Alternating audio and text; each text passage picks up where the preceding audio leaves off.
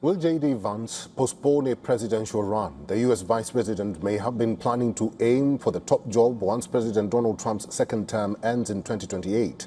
But reports suggest he may consider postponing a presidential bid to 2032 or even 2036 to put some distance between him and the Trump administration.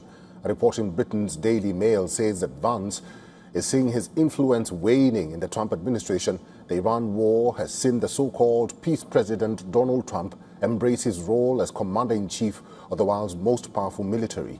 Trump's abduction of Venezuelan President Nicolas Maduro and now his war on Iran have seen him championing American military interventions.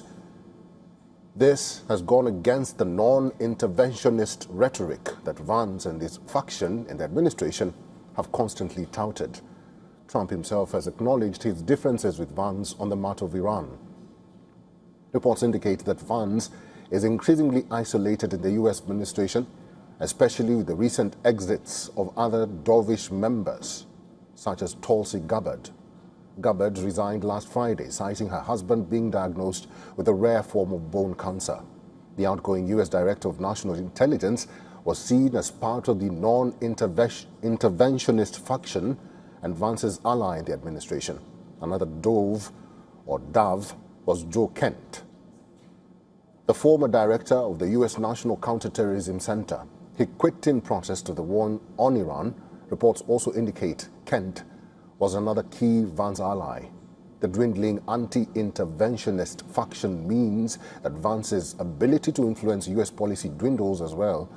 Therefore, if he chooses to run for president in 2028, he will carry the barrage and the baggage of the present administration's actions, even if he is opposed to them. And that baggage already seems to be weighing him down. Recent polls by Ipsos and the Public Sentiment Institute show that Americans considered Vance unfavorably. His ratings have been tanking since the Iranian war began. Combine this with the fact that most politicians lose approval of the cause of their tenure. This means that Vance will likely start with a massive disadvantage if he runs for president in 2028. However, running later may be even worse for Vance. In 2032, he will be running against an incumbent, and only Jimmy Carter, George H.W. Bush, and Trump have lost re-election bids over the last 50 years. And 2036, or later than that, means that Vance will risk having been away from the public spotlight for too long.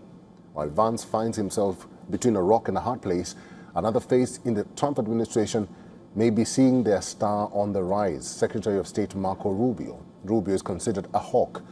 He's reportedly planning a possible invasion of Cuba, and reports say that Trump is listening to the Secretary of State more and more as he embraces his pro-interventionist persona. Now, according to recent polls, Rubio is also viewed unfavorably by the American public, but less so than Vance. This puts him at an advantage when it comes to any Republican Party primary in 2028. There are still more than 2 years to go for the next U.S. presidential election. Vance's fortunes could change in that time, and so could Rubio's.